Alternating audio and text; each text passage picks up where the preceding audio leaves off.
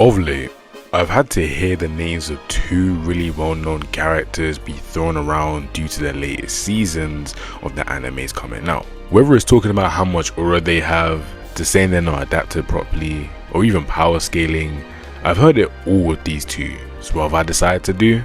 Well, I've decided to take it upon myself to put these two up against each other, since who doesn't love a fight? Alright, you guys are probably wondering who I'm talking about. I'm talking about Dante and Sung Jin. So yes, I'm going to be putting the badass Joker up against the aura farmer to see who'd win in a fight. So strap in, because I'm going to get real in depth with this video. But before I get into the video, if you guys enjoy content like this, you know what to do. Hit that like button and subscribe, as I do post content like this regularly, and to be honest, it's a win-win. You guys show me love support and I give back to you in the form of videos. Whether it's solo leveling, Devil May Cry, or just fiction in general, in due time I'm covering it, so be there when I go there. But I feel like I've rambled on long enough, so I jump straight into the video and find out who wins in the fight between Dante and Sung Jin.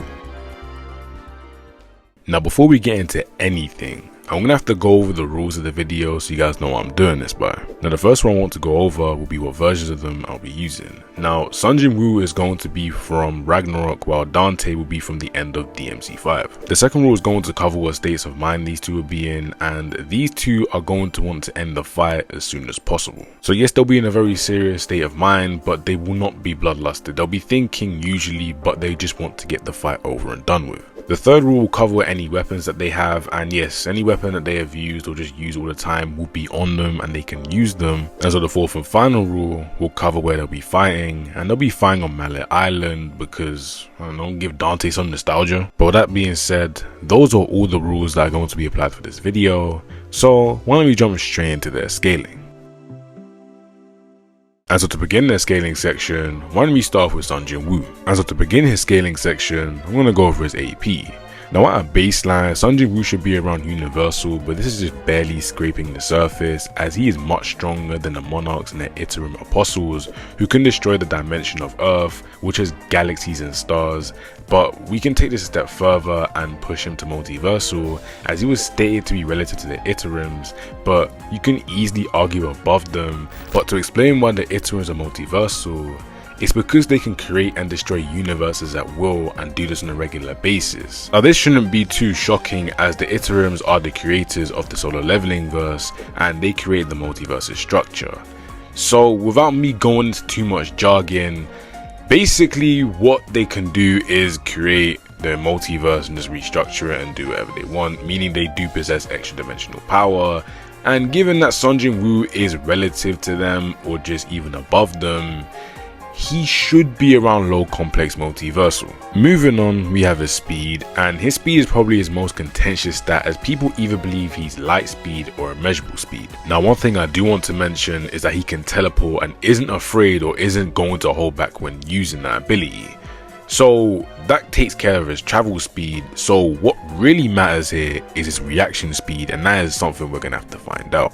Now first things first, we do know that weaker characters are able to use light based attacks, and they aren't even just a little bit weaker than him, they are far weaker than him. So we do know that he should at least be FTO or just around there. But then you then have Beru, who was able to travel from the dimensional wall to Earth within 2 years whilst also fighting people. This is where it starts to get mucky, and for people who don't know, the dimensional wall is basically at the edge of the universe and you have to travel there.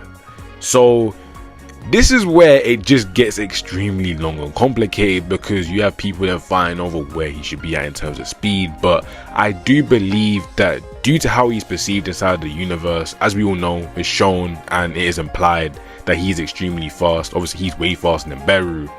I would have him around MFTL to even infinite speed in terms of reaction.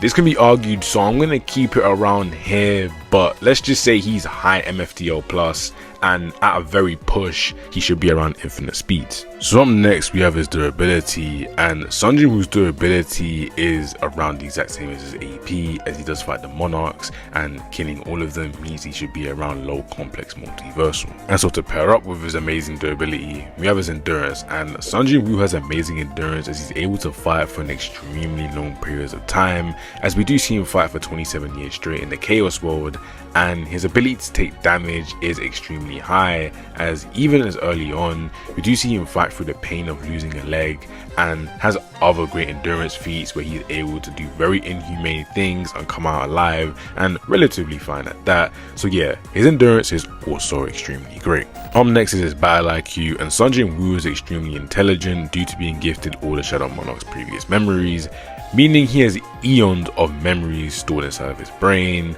so there's no doubt that Sung Jin Woo is extremely smart and great in this category. Finally, we have his most expansive section, and that's his hacks.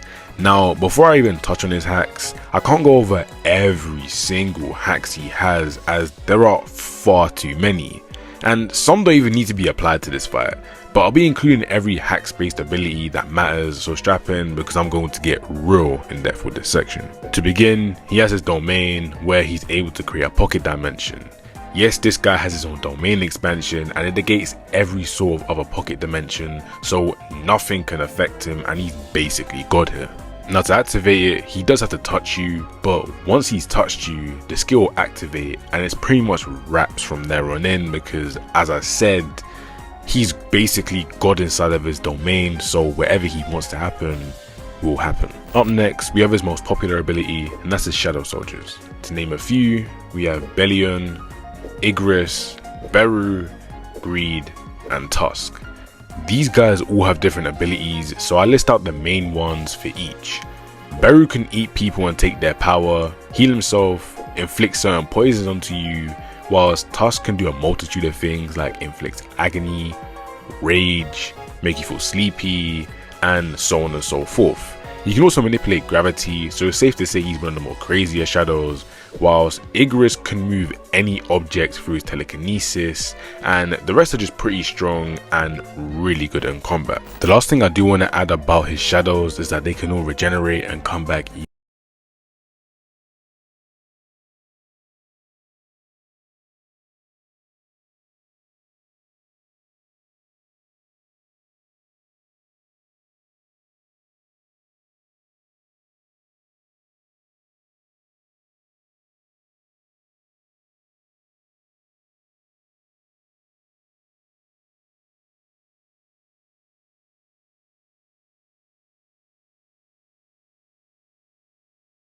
As of to begin Dante's section, why don't we go over his AP. Now with the bare minimum, we're going to be putting Dante at star level, as after awakening his devil trigger, he should be comparable to DMC4 Nero after getting their powers awakened by basically the exact same sources of power, those being the rebellion. And I just want to say that this is the harsh of low boosts that I could ever put onto Dante, and to be honest, DMC4 Dante doesn't even scale around it, as I could probably get him higher, which I will do in a second. But yeah, I just wanted to put out there that this is probably the most lowest of low boosts that I can put out there for him. Now Dante can easily jump all the way up to Multiverse Plus, as he is stronger than the Demon Kings, as he said they were a disappointment and even forgot about them at a later point inside the story. Later on, he's then at Redgrave City, and Dante then absorbed the Devil's Sword Sparada and Rebellion into his body, creating his own Devil's Sword, allowing him to then fight Urizen and then even make him comparable to Virgil. Now that sounds good and all, but then when you take it all the way back to DMC2 and you have Arius saying that he can transcend Dawn once he then gets all the Arcana's power, yeah, I mean, you couldn't easily put him up to Outer Versal depending on how you take this statement. And it's great to mention that even if you don't say the aggro sacks that Dante killed was at the level that you think he is at, obviously transcending war and whatnot being where obviously Arius wanted to be at, he was able to fight Mundus, which is extremely impressive.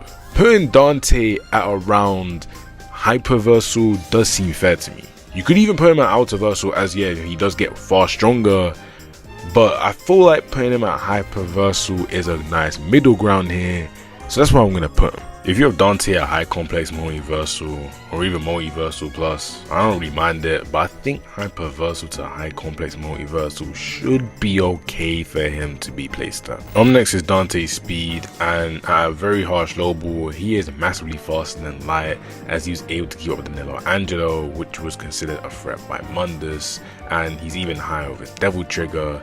And as we know, as time goes on, he does get faster, but due to him fighting aggro sacks, Arius, and even Mundus, infinite speed conversations are where I'd be putting him, and yes, I do believe he is infinite in terms of speed, so that's where I'll be placing him. He can also dodge faster than he can think, meaning he can react instinctively, meaning that, although it's infinite in terms of speed, he can react faster than he can think, so that's just another plus that he does have. So following up on the speed, we do have his durability, and having him at around the high complex multiversal to even hyperversal plus should be fine, as he's taking attacks from Sid, went unharmed by aggro sacks for Arius, endured multiple hits from Chen, and on top of that, with Dreadnought and his Sin Devil Trigger, he can take attacks from Urizen and Virgil. Following up on his amazing durability, we have his endurance, and Dante has shown the ability to recover and take many blows on a very consistent basis. And on top of that, for his stamina, Dante was able to fight with Virgil for 39 days straight with just extremely short breaks, making his endurance overall extremely great. And so moving on from his endurance, we have his battle IQ, and Dante is capable of noticing the patterns in his opponent's style and can adapt to fight them accordingly. Even against the Black Knights, who have techniques that allow them to spot patterns far beyond their opponent's abilities, Dante is able to obviously show superiority to that, meaning that his battle IQ is extremely high. On top of that, he is just an extremely skilled devil hunter and has mastered a lot of devil arms, on top of being a master of swordsmanship and obviously being a marksman who can accurately shoot targets from virtually impossible angles and can basically hack through anybody that he needs to get through. Basically, he is just somebody that is able to read his opponents extremely well and is a master at basically every sort of weapon and probably in hand-to-hand combat as well. So in this category, overall, Dante is no slouch by any means, meaning we can finally get into the last section for Dante, and that's his hacks. And just like Sung Jin Woo, Dante has far too many hacks to go over, so I'm only going to go over the ones that truly matter to this battle. So why don't we dive straight in. To begin, we have a demonic power, and all of Dante's powers, whether it be physical or magical, stems from his demonic energy. He can channel his power for various different purposes, through his weapons, to create platforms that allow him to double jump, for defensive methods, or even to transform into his demon forms. He's able to do all of this through his demonic energy. Dante can freely use any weapon he wants, as he gains instant mastery over it. He gets a buff while mad. He can also return you back to your regular state while in his demonic form. Dante can also manipulate elements like ice, fire and air through Agnite, Ruger and Cerberus. And Cerberus even has another ability that it can do, and that is create force fields. He can also manipulate electricity and sound through Nevan, a guitar that spawns bats as well. He also has a Sin Devil Trigger that is one of his demonic transformations, and it is able to bypass durability to an extent where destroying his enemies from the inside, no matter how durable they are, will always happen. He can manipulate time to make himself seem faster to his opponent, or just stop time completely with the bangle of time. He can become invulnerable. He can use summons like a massive serpent dragon, can create hellfire, has godly regeneration, soul manipulation and concept manipulation, along with duplication, space manipulation, and listen, he has far too many hacks based abilities, and so if we were to list them all out, to be frank, we'd be here for ages. So if there are any battle changing moves that I've left out, I'll include them later, so why don't we hop straight into the battle. Let's discuss and figure out who would win between these two. Is it the aura farmer Sung Jin Woo, or is it the badass Joker Dante? And so while Dante is roaming around Demon World, Sung Jin Woo is going to randomly appear there since he just felt Dante's presence, And for some reason, these two don't like talking, so they're just gonna get straight to boxing. I think Dante would usually probably just talk to him, but let's just say they want to get to boxing since Dante can also sense that he's strong. So how would this fight play out? Well, if we take in every single sort of possibility for their power, I'm not going to lie to you, Dante outscales Sung Jin Woo in every sort of way. Now, yes, their abilities clashing would be extremely fun, and it would be nice to see Dante go up against Sung Jin Woo's domain and everything and whatnot, but I just don't know if Sung Jin Woo has it to then bring it out of Dante, and obviously for Dante to lose. I'm going to be so real with you guys. Dante's regeneration and just everything around him is just way too OP for Sung Jin Woo to deal with. Maybe sometime in Ragnarok he'll then have a statement or something will come out to where he's then able to scale above Dante or just do something to Dante, but I'm not gonna lie to you, Dante is in another sort of stratosphere when it comes down to strength and just fighting capabilities overall. So yeah, this fight is one-sided. Now, I'm not gonna lie to you, and it goes straight and completely in Dante's favor, crowning him the winner of the versus battle. With that being said, that is the end of the video. I don't know how long it's been since I made the versus battle.